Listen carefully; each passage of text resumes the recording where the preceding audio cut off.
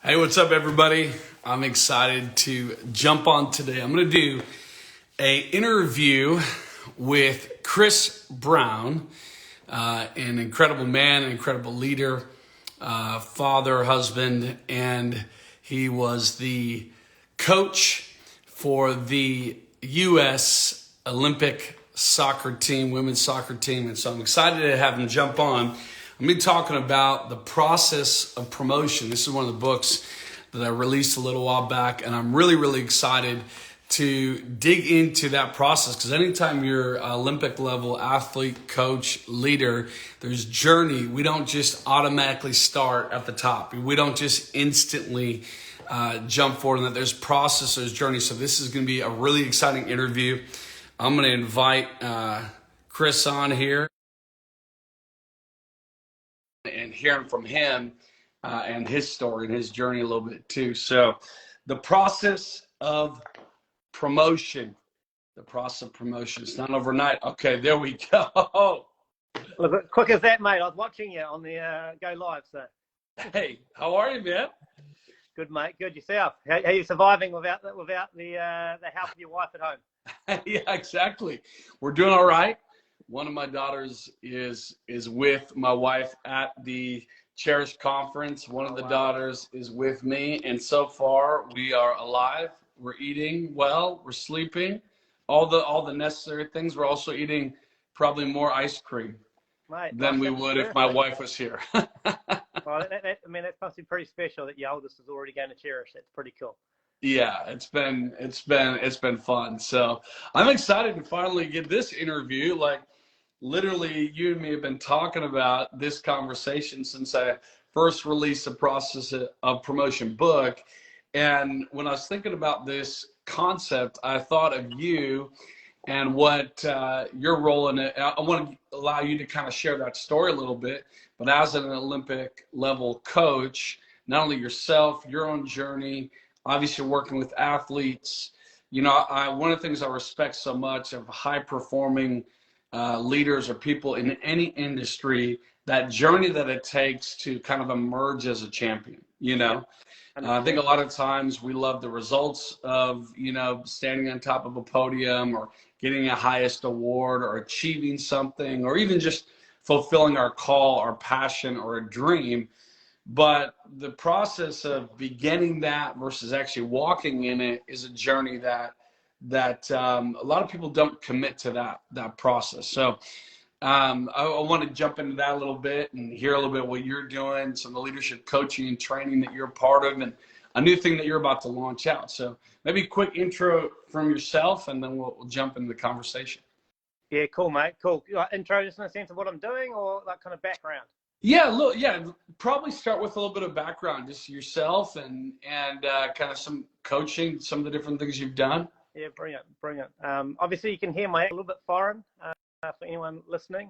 I'm 100% American, though. I've got 4 daughters that are American, and next year we're trusting that we'll be applying for that citizenship. So, but if you do struggle to understand me, I do apologize. I'm sure Pastor Samuel will be able to translate for you. Yeah.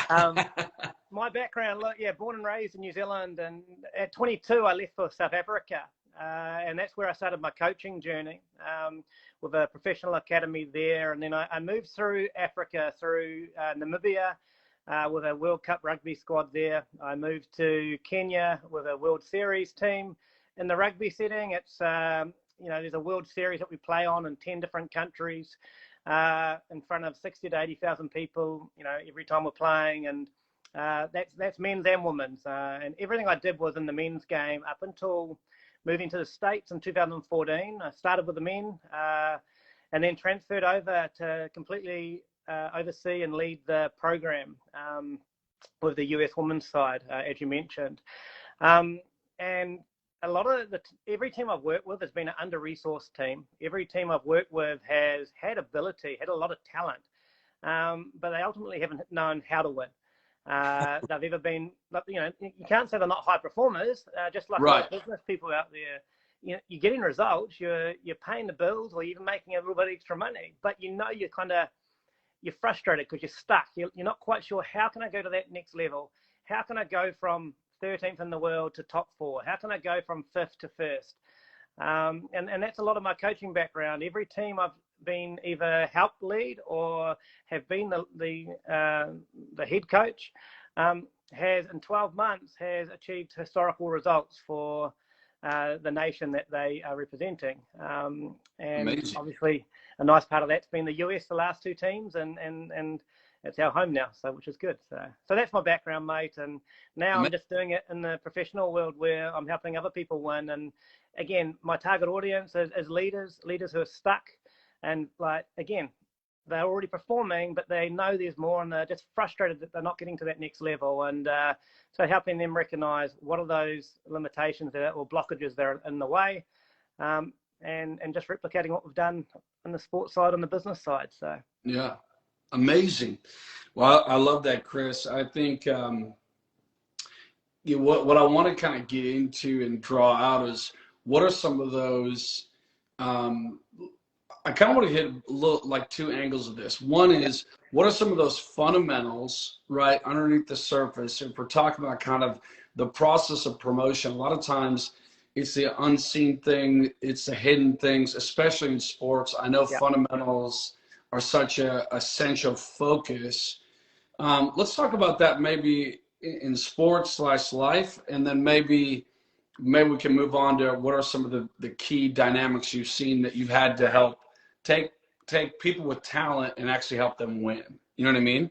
But initially, what are some of those fundamentals that you've seen in your own journey, in athletes you've worked with? What was the difference maker between an athlete who achieved, who performed, coaches who performed, versus those who didn't? What are those kind of hidden things that we got to start embracing, or that you saw people embrace? I think the common one, the 2 differences is one believed in themselves and one didn't. If you really look at what people achieve, in the sense of a big part of that is coming down to, do you actually believe that you can? And actually, if you're going to believe that you can, you've got to know what your strengths are. You've got to know who you are, and back yourself to do so. That's a big starting point. And I think a lot of the teams, or a lot of the people that I've worked with, from a big part of our the process has been about helping them understand who they are, why they're so valuable, and where their strengths lie, and to live through their strengths. And that's part one. And then probably the other big one is you've got to learn how to win, which means you have to be winning consistently. And you might only have a tournament every 6 weeks. You might only have, and from a business standpoint, you might be only getting your, the results or your profit margin, you're getting reports fed back every 90 days. But you need to be seeing that you're winning weekly at the minimal. And so what are those, what are the structures, what's the processes that you put in place to show that you are improving consistently, because that starts to prove to you and transform your mind to realize, hey, I'm getting better, and that starts to develop that winning mindset. Would be 2 of the main things. So. That's really good. As a coach with athletes, because it's such an interesting thing. Like I've done some competing, but nothing in any kind of major level. But what can be interesting when you're watching sports, that like this invisible momentum shift that can happen, or this invisible sense of seeing an athlete, you're like, wow, they're just on or they're not. Like, how much mental game are we talking about here, right? To keep yourself in a high performing mindset or a winning or forward moving process. How much of a battle is that? What have you seen when you're working with athletes, or even in yourself, to kind of keep that not just positive thinking in the typical, self-help mindset, but how do you stay believing? How do you stay in faith? How do you stay encouraged? How do you know what I mean? How do you help others do that? Well, 100%. And the thing is, you can't control how you feel. You can't control how you feel at times under pressure. And so really, it doesn't really matter if you feel encouraged or not. It's about, can you put yourself in the present moment and execute and do what you need to do, no matter how you're feeling. And so that's a big part of our training strategy that we train every day in training. We're bringing up prompting questions in the sense, okay, where are you at? Are you present? How do you know you're present? It means that you're engaged in the conversation, or you know exactly what you need to be doing right now. You get to the Olympic Games, and the last one was a bit different to the first one I went to in Rio, where we had a bit more of a crowd. Yeah. We don't need to go into that. But sometimes, you know, you can't hear yourself. You know, you're standing in the tunnel. There's 80,000 people cheering. The nerves are starting to flow. A lot of the thoughts that pop in, that, again, whether it's your feelings, whether it's the thoughts, a lot of them you can't control what pop into your mind, or you know, how you're carrying yourself. But what you can control is if you're aware of it. What you can control is if you're trained to become aware of these thoughts and these feelings and that, then you've got a choice. And that's how we train our athletes. That's how we train the coaches. That's how we train. Again, I see business as a sport, different sets of rules, probably less rules in many ways. But how do you execute when you need to execute? And it's got nothing to do with how you feel, or that helps. Always great to feel good. But the reality is, quite often when you feel good too, you become complacent. So sometimes the nerves are the best things to really help you focus in. And so I love that part of the game, and it's probably the toughest part, because a lot of the athletes that we work with, just like different business owners who have the skill sets and the know-how in their field, it really comes down to how well they can keep their mind in a really good place. So yeah, it seems, you know, I feel like for me, most of the battles, it feels like, because of course you have natural limitations, or you got to learn a skill, or you need new education, or you got to get developed. Obviously, all of those things can be a part of it, but most of my battles, if you will, it's like Joyce Meyer wrote that book, The Battlefield of the Mind. You know, it just feels like so oftentimes that's where some of the biggest fights are, to stay in faith, to stay focused, to keep going when you feel like quitting. You know what I mean? What is sorry, go. No, jump in. I mean, why does someone like Roger Federer or Rafael Nadal need a coach? I mean, the most talented people on the earth for the last 100 years in the sport that they play. But it's what you've just said there. It's the reminders of those key little reminders when we get in our own heads that, hey, remember the fundamentals. You can do this. Remember, we've been through these situations, bringing back those memories that, again, that they need to hold to, and that brings that belief that, okay, no, I can walk through this and I can come out the other side. And really, that's no different to life, is it? That's why we go to church, and we have brilliant pastors like yourselves kind of speaking life and nurturing and guiding us, you know. So yeah, it really, you really can't underestimate the power of a good team and good coaches. You know, I remember it was quite a few years back, actually, when I first kind of moved down to San Diego, first being part of Awaken, and I was at an event. It was more of a business coaching type of an event I was attending. And I remember, you know, wanting to level up financially and increase in some different areas. And I went to this event, and they're talking about the need for a coach. And it was kind of the first time it really finally kind of sunk in. It was like, hey, if I knew how to be further than I am, I would be. You know what I mean? Like, it's not that I don't have a desire to be further down the road. It's not that I don't have a dream to achieve more or to provide for my family at another level, but I'm not, right? So instead of freaking out about it, being mad about it, getting overwhelmed about it, I need a coach. I need somebody who can step in and give me insight, see from a different perspective, help me think different, ask different questions, better questions. And I just remember it dropped so quickly. And that's why I love what you're doing, the organization you're also part of now. Obviously, you're in the sports field and now business coaching strategy. Tell us a little bit about that shift. Like you said, it's kind of still a game, but different rules. You know, less rules, mate. It's like, you know, there's how can I get away with a lot more? And your competition's not always playing by the same sets of rules. So that's definitely a different comparison to sport. But look, I mean, what you just highlighted there is huge in the sense of, okay, how can somebody take me further than I've been? A big part for myself or any coach that has proven fruit. We know, don't hire a coach or don't hire someone that hasn't got proven fruit. You don't want to be following that. Yeah. It's about helping you see clearly, helping you see yourself clearly, helping you see where you're going and who you need to become to step into what you want to achieve. And,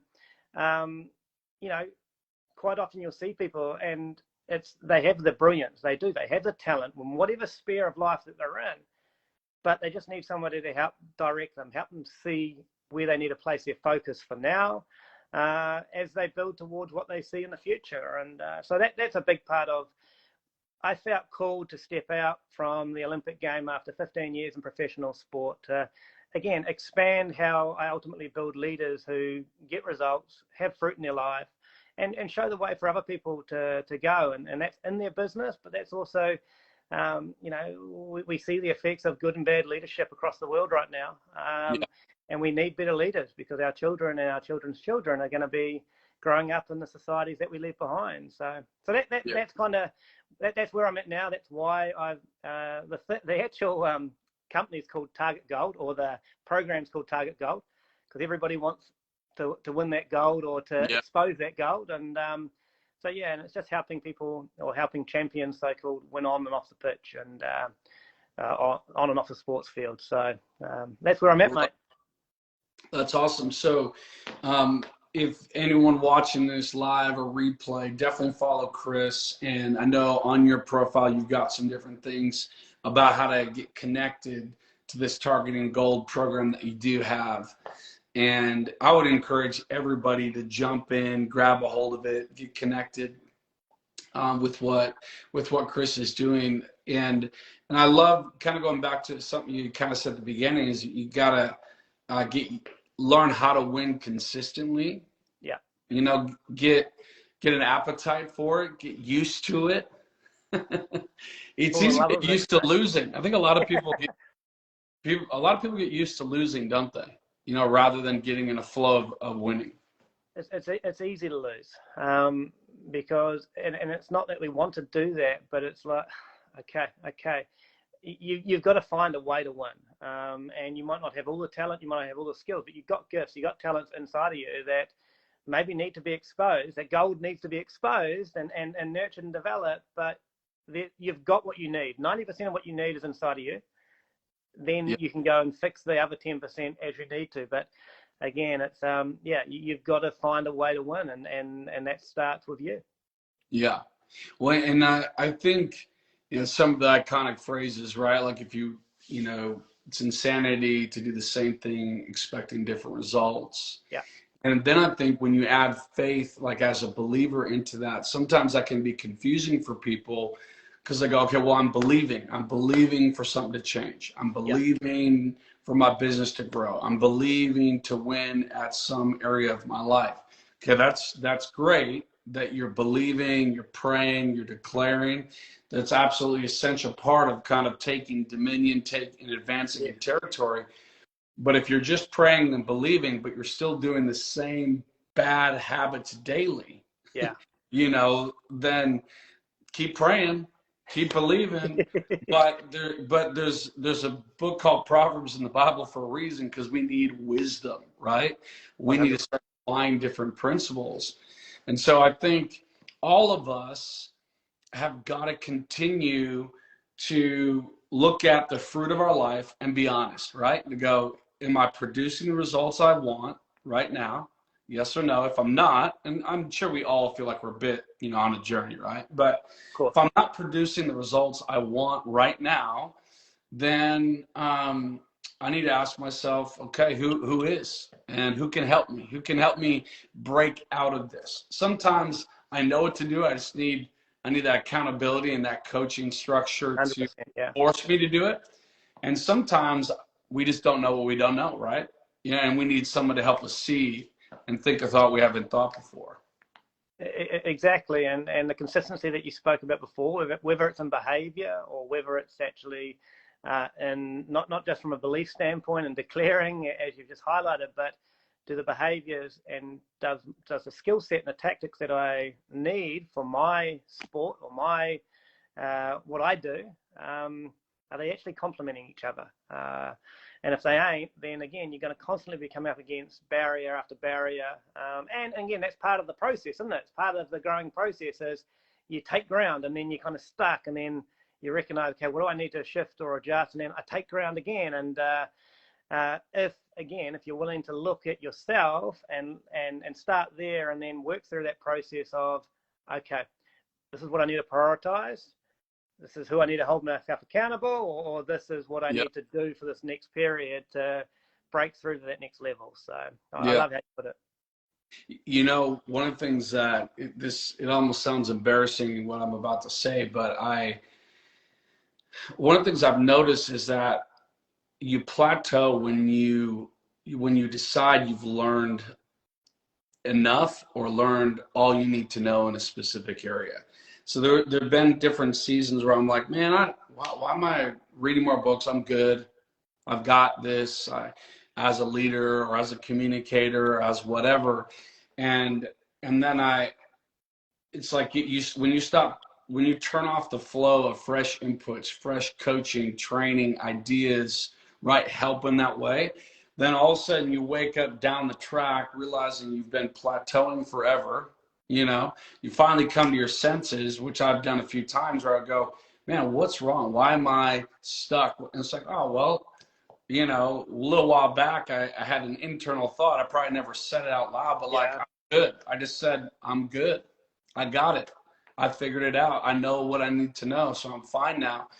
And as soon as I woke up to that reality and again, I feel like there's plateaus, right, where I've done that a few times, where I just decided in my mind, I kind of got this figured out. Yep. And as soon as I did that and was just like then settled, then all of a sudden I just found myself coasting until then, you know, when you really observe other great leaders and high performers, they are just relentless learners. They're constant consumers of resource and knowledge and fresh ideas. And so every time then I switch back in and go, okay, I've always got to have something I'm reading, something I'm listening to, some fresh input. And for me, in kind of a range of things that I focus in on, I'm going to have a leadership book, and then I'm going to listen to like some theological training resource, and then I'm going to jump into some, you know, like I'm going to hit all the different facets of kind of my life, relationships, marriage, parenting, right? Because I want to keep growing in each one. I don't need to just do business books or just do theological or just do personal devotion study. I can kind of hit a range, but it's like, I just want to keep growing.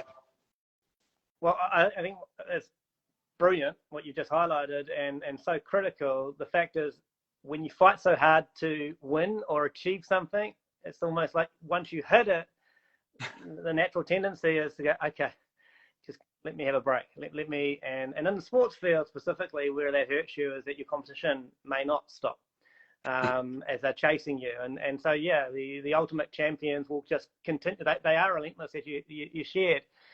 But also, I love what you finished off there, is that for you to become that ultimate example, that ultimate champion, it's what you do across the board. It's how intentional are you in all your key areas, because guarantee you, if your marriage is falling apart, you won't be executing where you need to be. If your children ain't feeling loved, but you might not be feeling it at 7 or 8 years old, but 15, 16, I guarantee you they'll be distracting you from what you how you need to be executing in your business or on the sports field. And so it's been really, really intentional there, and I love it, because if you got 3 or 4 or 5 key areas of life that you're focused on and you're being intentional with, doesn't mean you give the same amount of time, but you build that into your process, and that leads to you being promoted across the board, really. That's really good. And, you know, one of the things that you and I both get the privilege of being a part of the Awaken family, and Pastor Jurgen and Leanne have just set such a really beautiful example of kind of health in all areas. Yes. In the sense that even as a campus pastor, having a conversation with your campus pastor, Pastor Mike, and us kind of bantering, especially as my wife and I first stepped into pastoring here at Awaken, and him just talking about some of Pastor Jurgen's conversations of going, hey, if you can be healthy in your personal devotion with Christ first, and your marriage, then with your kids, right, and with your friends, your business, if you can prioritize this health, right, in the right way, then the campus, your role within your church leadership role is going to have a natural flow of growth, health, and strength, because it's going to flow out of how you operate and how you live. And it reminds me, one of the first times Pastor Jurgen, when I asked him, he was talking about campus pastoring someday. I was like, okay, great. I said, what is that? What are you looking for? I just kind of asked him like that, Pastor, what are you looking for when you're looking for a campus pastor? And without a pause, he just said, a healthy marriage. Wow. Not great preaching gift, not, stellar leadership, is like a healthy marriage. Because again, everything is going to flow out of that health in that home, right? Yeah. And I think that's true as a pastor. Obviously, there's maybe a certain level of example that's unique and needed there. But I think the same principle applies if, as a man, if you're trying, and, I'm sure that the same dynamics, men and women, when it comes to performing at work, but especially as a man, if you're trying to take territory out there, but your home is in absolute chaos, yeah, there's no way that's not going to weigh you down, distract you, mess with you, harm you, like you said. We're not going to be perfect, but fighting for health, right? Fighting for health in our marriages, in our lives, in an all-around sense, is actually going to produce results in every other area. Well, yeah, you can still be performing, but are you performing how you could be? And we're all desiring that optimal performance. And again, we're not saying perfection, but we're like, if we can do something about removing things that are distracting us from continually taking as much ground as possible, then why wouldn't we? And I know it's not easy. It's not easy. But I love what you also said there, Pastor, is that ultimately it does flow from the top always. And so I feel my calling is to change the hearts of leaders across the world. And the reason being is because it's the leader that has the biggest impact on any community. And if we can change the heart of the leader, and we hear this consistently in Awaken Church, and we're so well discipled and nurtured and mentored. Sometimes we need to spend a little bit more time ourselves intentionally with God. Yeah. But it all ultimately comes from the example set by the leader and what is flowing out of their lives and how they're discipling or mentoring the people that are underneath them, and it flows down, doesn't it? So yeah. I'm very grateful to Awaken. So good, man. Well, we'll kind of wrap this up, but maybe I'll have you kind of finish with something, talking about, coaching in business or in sports or in anything, and kind of this whole process of promotion. One of the things why I wrote this book particularly is because I felt like in that drive towards your dream, your call, your purpose, these hidden seasons, these seasons of delay, these seasons of struggle, seasons of, man, how come I'm not there yet?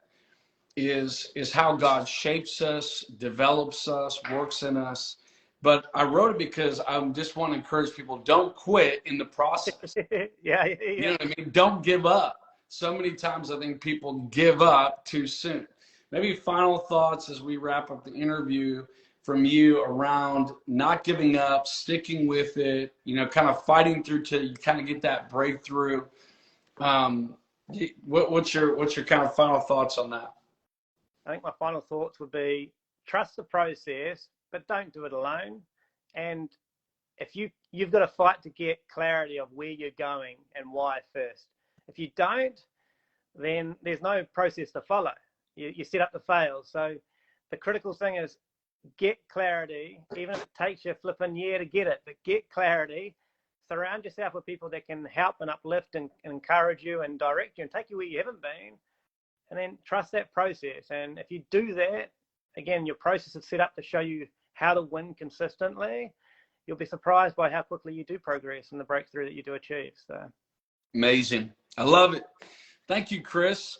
No, thank you. And, loved it. I'm gonna post this and and tag you and some of the different work that you're doing, but definitely jump in with checking out Chris's new program, Targeting Gold. Target gold, yeah. Target gold. Come on. Let's go for the gold. Thank Love you, Chris. Thanks for jumping on, taking the time. Love you, man. We'll talk soon. You too. Cheers, mate. Bye-bye.